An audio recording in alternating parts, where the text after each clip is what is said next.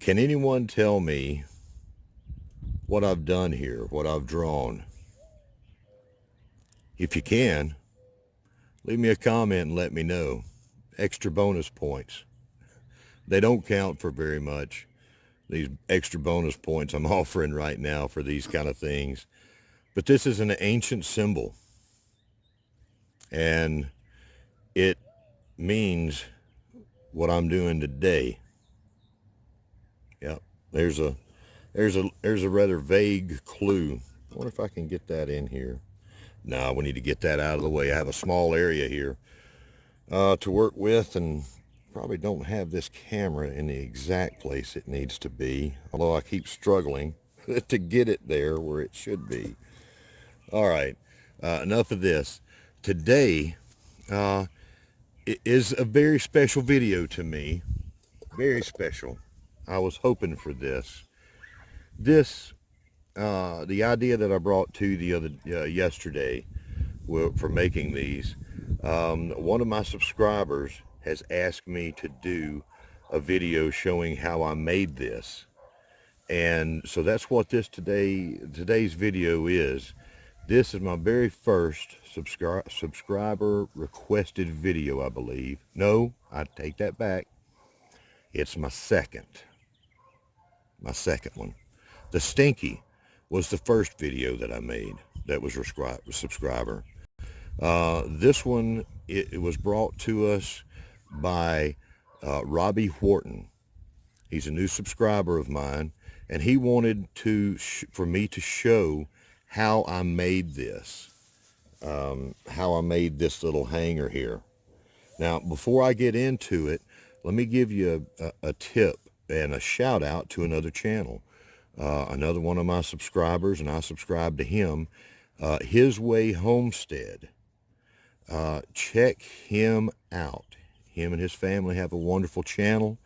They help an enormous amount of people, and they spread a good message for everybody. They're doing a lot of great things out there on their place.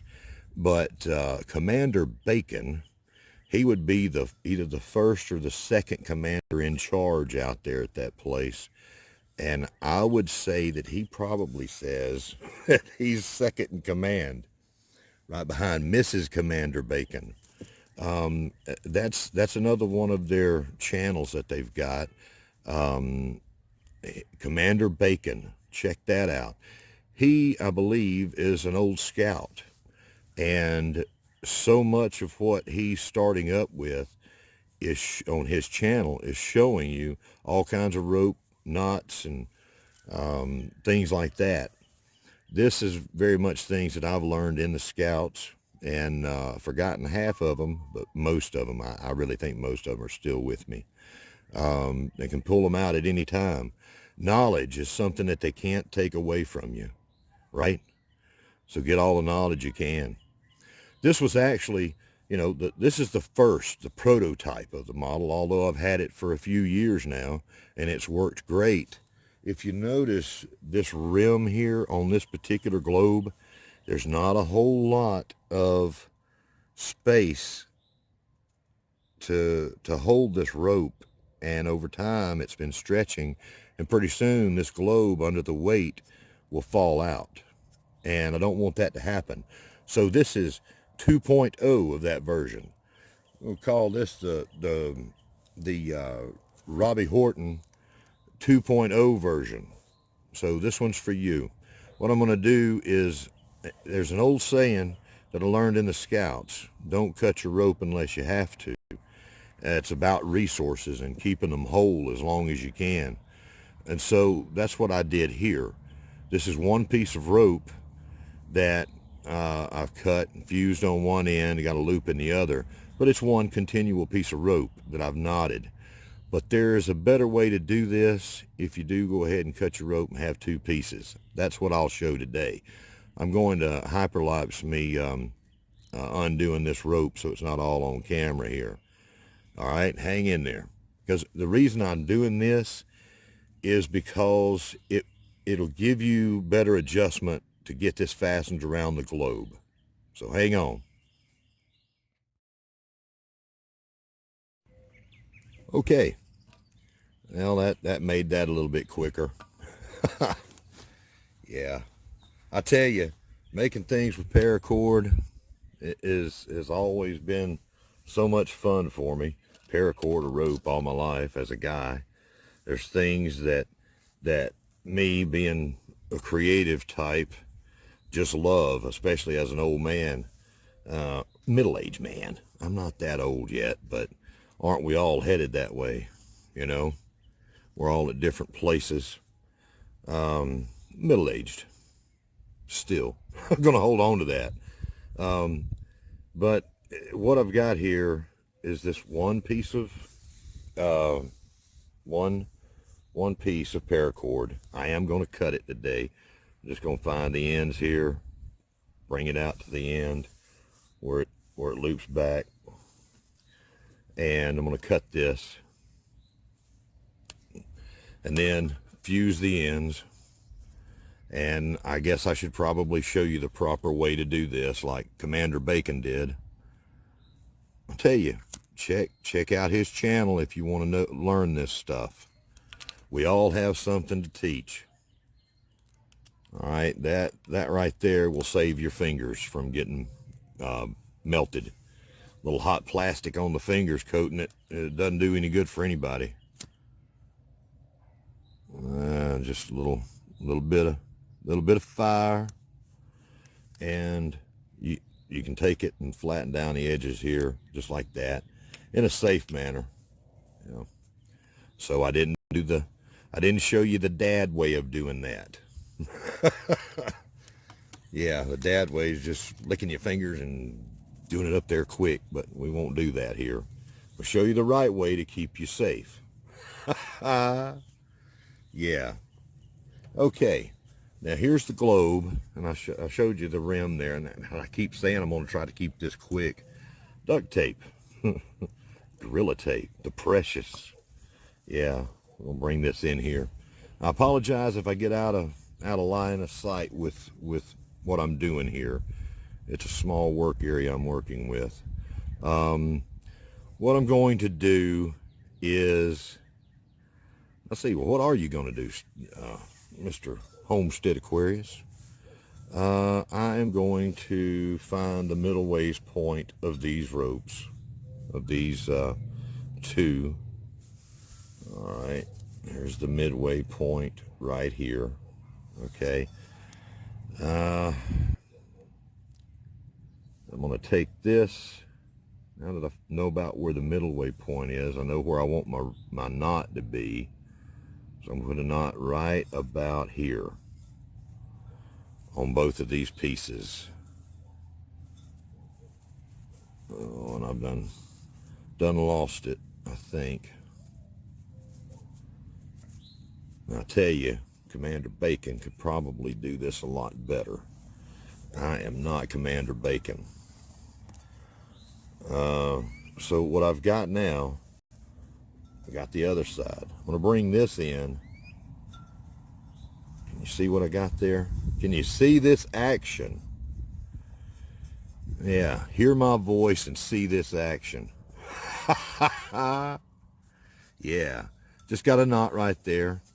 And if you'll notice, what I've done is now I've got this paracord, and believe it or not, it's pretty close to the same length here. It comes out about the same. Although I have cut my rope now, which I do not like to do, it's going to let me make this faster, and it's not going to be such a big deal. I mean, for me right now, I have plenty of rope and paracord of all kinds. I've got cables and wires, all kind of stuff I need to do all kind of things. That's important to have that kind of thing. Very important. Oh, there's a knot that I'm forgetting that I really need to use here. Okay, here's what we'll do instead of the old overhand little bow tie thing. We'll do it this quicker way. A little easier. Bringing this in, trying to keep it lined up with, directly across from where this other knot is, so it'll be balanced and you'll have to work that balance out. All right, I've got it pinched right here. Take that off, and going to tie that knot in it right there. This will be a little easier for me to adjust to. I mean, I could go back and edit this and edit out my little goofy things, and probably I should.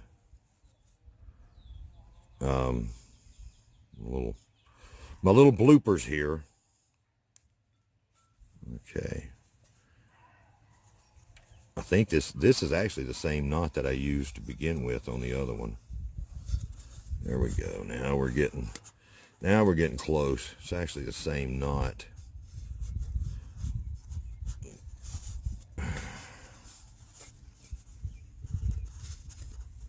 There we go. There we go. There we go. Boom. Like putting a tire on a rim. All right. That is, and you see, look here, look, it's uneven. It's not exactly across the center. So you'll have to work that out as you go. But that is how you do that. Let me get the camera in here the right way. I'll see. You see what I got here? Yep. Let me see. Hold on. Okay, here's what we've got. Give you a good look at how it hangs there. Now you see it is hanging a little off balance, and like I said, this one, it's off-centered, and you'll just have to work that out. But the main thing that makes this a 2.0 version for me, and it's just a little thing, having these ends, both of these ends, to where they're open, that'll let you, and especially if you use a longer piece of rope for the two pieces, that'll let you make a knot wherever you need to, not where you have to. The way I did this before was made to hang between two drawer knobs that are up high over my head in the bathroom. That's what the original was made for, a specific exact fit. It's what it had to do. And the closed end of the one kind of made that hard. I should have just cut the rope and made it easier for myself. So these open-ended ropes here will make it easier to make your knot wherever you need it to be. That's the main thing. Now, this is still going to stretch out over time, especially with the weight, in it, just hanging from that. So you'd want to go up underneath it possibly if you want to do that, or just monitor it. But that's for this style globe. There are many others out there. You can use mason jars. You can use whatever you want to. I'd love to see what you come up with. In just a little bit, we'll see how well this does in the dark after it's had time to charge up from yesterday and last night. We'll test it out again in the dark. I know it's getting long.